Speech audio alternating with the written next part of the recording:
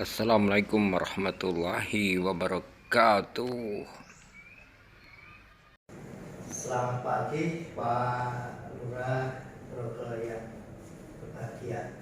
Pada kesempatan pagi hari ini satu kebahagiaan bagi kami Dinas Komunikasi Informatika Kabupaten Ponorogo, merupakan satu kebahagiaan, rasa syukur, kebanggaan tersendiri bahwasanya Desa Grogol Kecamatan Sawu ini terpilih untuk mengikuti PPID Awards tingkat provinsi dan berharap untuk bisa masuk ke tingkat nasional. Ini satu kebahagiaan dan kebanggaan bukan untuk bagi Grogol sendiri, tapi juga kebanggaan dari Dinas Kominfo, utamanya dari Kabupaten Ponorogo.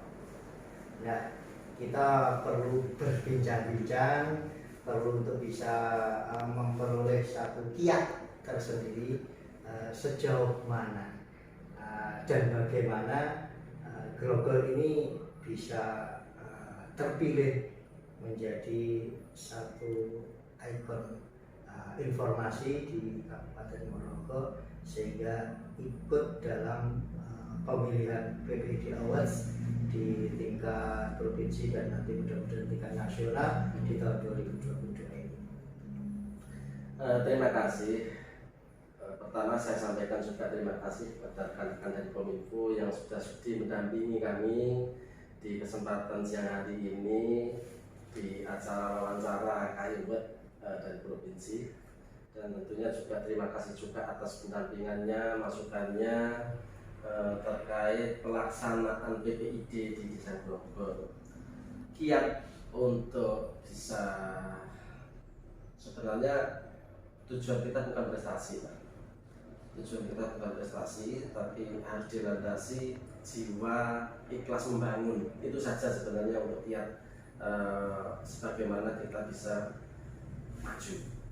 Itu saja sebenarnya. Hingga nanti kalau sudah dilandasi dengan rasa ikhlas, niatan tulus untuk membangun, itu sudah apapun kendala yang ada itu insya Allah akan kita selesaikan bersama-sama. Karena bukan tujuan dari pribadi, namun ini benar-benar tujuan bersama dari desa kami di Desa Grogol ini, kan segala sesuatu bisa kita jalankan bersama. Contoh tadi yang saya sampaikan di wawancara terkait juga bagaimana proses membangun digitalisasi dan juga mengembangkan PPID di desa terkait keterbukaan informasi. Saya sampaikan terkait saya sebenarnya kepala desa baru yang baru dilantik di tahun 2019, tapi memang dengan komitmen kami bersama masyarakat untuk membangun desa ini hingga di tahun 2020 sudah memulai untuk menata manajemen desa, juga menata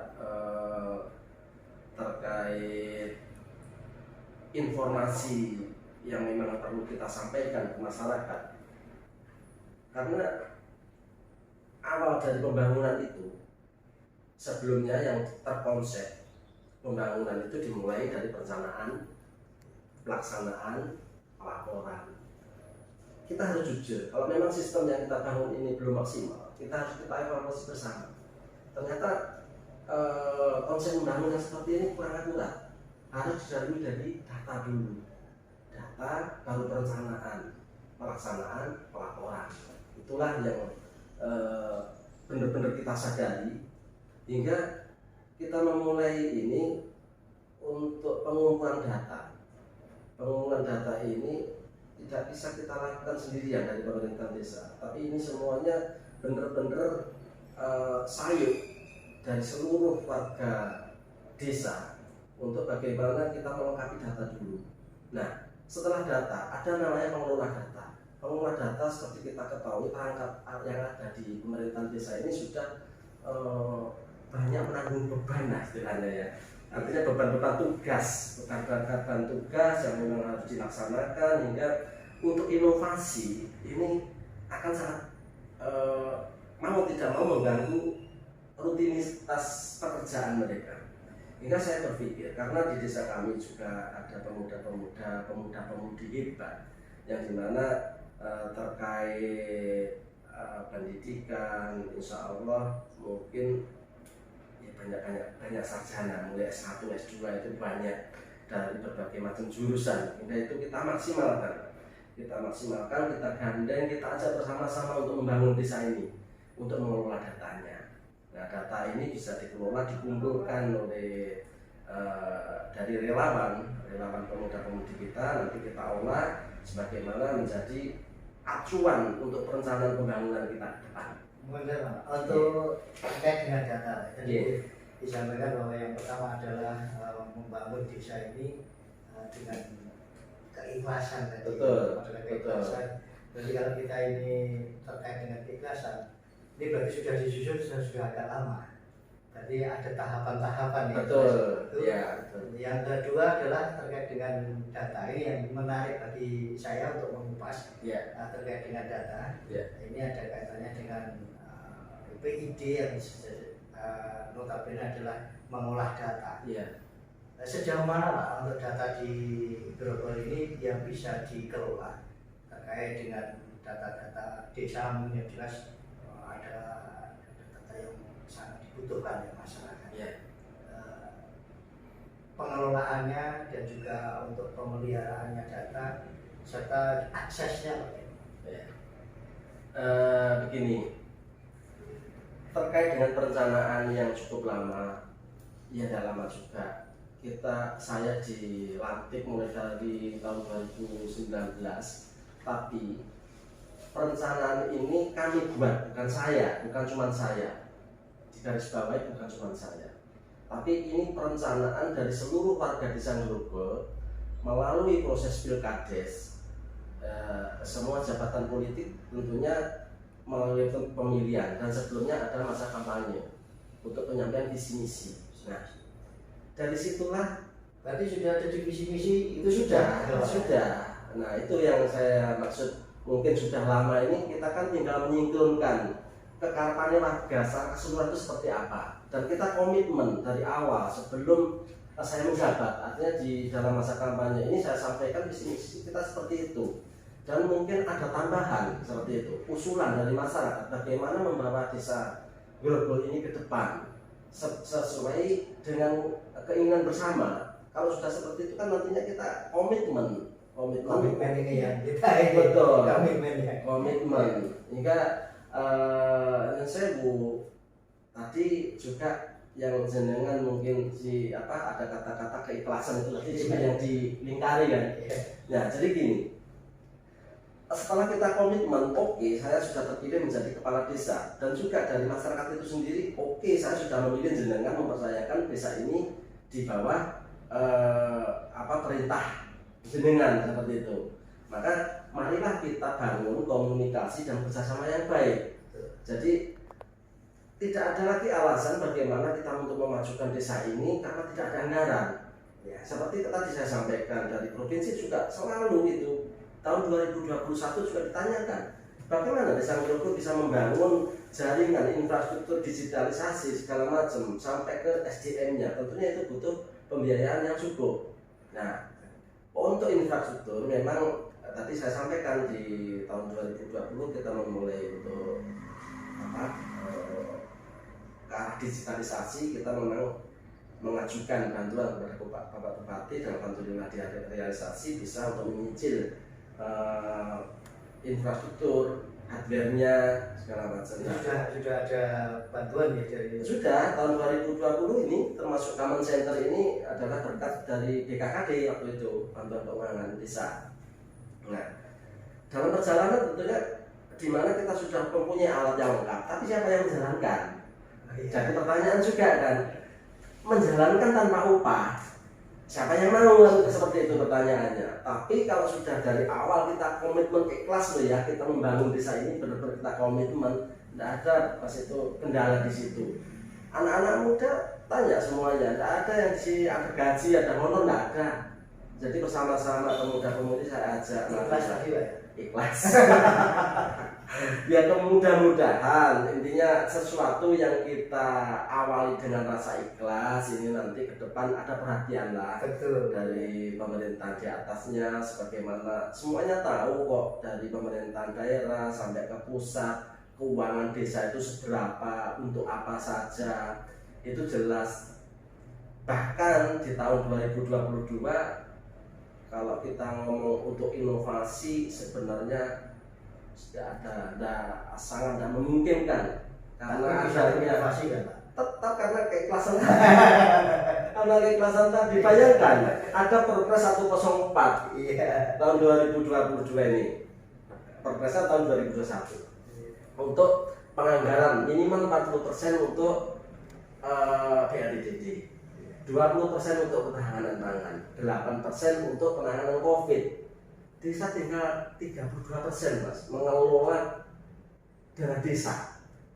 Bayangkan saja sebagaimana kegiatan reguler yang memang harus kita laksanakan secara rutin setiap tahunnya, semisal posyandu segala macam. Posyandu di desa Grogol memakan anggaran yang cukup besar karena desa kita memang desa yang besar, terus dengan jumlah penduduk yang luar biasa besar juga, ada 10 ribuan, hingga setiap tahunnya kita tidak kurang dari 500 balita untuk kegiatan posyandu ini, untuk kader dan untuk PMT-nya kemarin sekitar anggaran 98 juta, itu cuma 1.1 sektor saja, belum yang lain-lain. 98 juta dari dana desa sekitar 1.150.000-an. Bayangkan, Hanya satu titik. itu satu sektor saja, satu sektor di posyandu. Nah, sedangkan posyandu ini kita ada beberapa. Di tahun 2020 juga saya memulai ada posyandu bumil. Yang selama ini yang ada kan posyandu balita, posyandu lansia. Nah, di tahun 2020 ini ada satu giat yang sudah dicanangkan terkait dengan stunting. Itu gimana? Untuk stunting juga, untuk stunting kita sudah mulai sini. Untuk stunting ini kita bisa program ini bisa kita implementasikan ke posyandu balita karena memang arahnya ke sana. Maksud saya ada terkait dengan 98 tadi yang satu sektor tadi itu bisa include-kan di situ.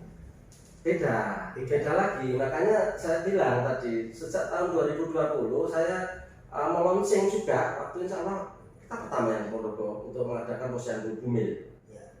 Itu keterkaitan dengan pola pikir kita. Bagaimana kalau anak sudah lahir, ini ya kita maksimalkan untuk penanganan stunting itu sendiri. Tapi kan ini sudah gimana ya, bukannya terlanjur, tapi belum mulai dari awalnya persiapan kita untuk mengatasi stunting. Itu pertama kan dari persiapan pernikahannya itu sudah kita persiapkan, gizi calon ibu, dan dikala kehamilan. Makanya kita waktu itu berinovasi mengadakan posyandu bumil. Hingga bagaimana janinnya masa di dalam kandungan ini sudah tercukupi secara gizi, hingga untuk gimana ya, untuk menekan kelahiran stunting gitu. Walaupun stunting itu sendiri sebenarnya kan juga tanda kutip ya, artinya sebagaimana normal dan tidak normal itu kalau kita sebagai manusia cuma berupaya dari faktor-faktor yang kita pelajari, faktor gizi, faktor psikologis ibu dan segala macam, itu yang kita bisa upayakan. Namun demikian setelah semuanya ini tercukupi, bahwa alam tetap kan namanya mungkin kadang ada kelahiran cacat segala macam. Nah, stunting bisa dikatakan juga itu kita tidak bisa mendeteksi ini karena cacat atau karena memang kurang gizi. Ya, bicara tentang stunting Pak, terkait dengan bumil juga. Ya. Mungkin yang lebih ini Ibu-ibu ya. Atau mungkin saya malah mohon masukannya dari Mbak Dona ini terkait stunting, terkait yang mungkin sudah mengalami kehamilan, merawat anak, tentunya mungkin malah ilmunya yang harus dibagikan ke kami gitu, seperti itu. Bagaimana itu? Stunting saat ini memang ditekankan di pusat ataupun di provinsi ataupun kabupaten.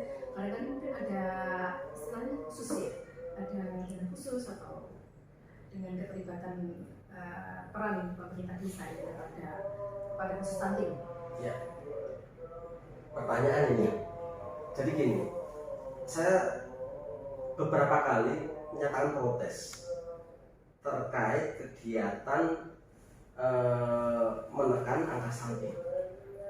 yang dimana kalau di desa kita tentunya sudah tadi ini tidak bisa ngomong ini anggaran untuk stunting tok itu, dan tidak bisa kita karena harus runut tadi proses kelahiran itu bermula dari apa, nah, seperti apa kan seperti itu, hingga dari sedini mungkin hal-hal itu kita pelajari dan kita maksimalkan untuk mengupayakan faktor-faktor ini bisa teratasi sedini mungkin.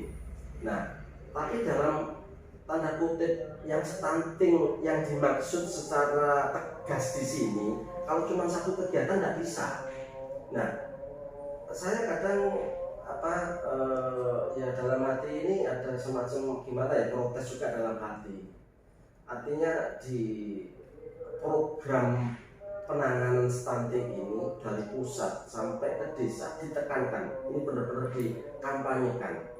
Namun saya rasa, saya lihat ini kok biaya kampanyenya lebih tinggi daripada benar-benar kepenanganan gitu. Nah, itu bukan tugasnya Kominfo. Misalnya stunting itu terjadi satu kita juga termasuk di timnya, yaitu ya di situ program yang kita dibebankan ke kita adalah program kampanye stunting.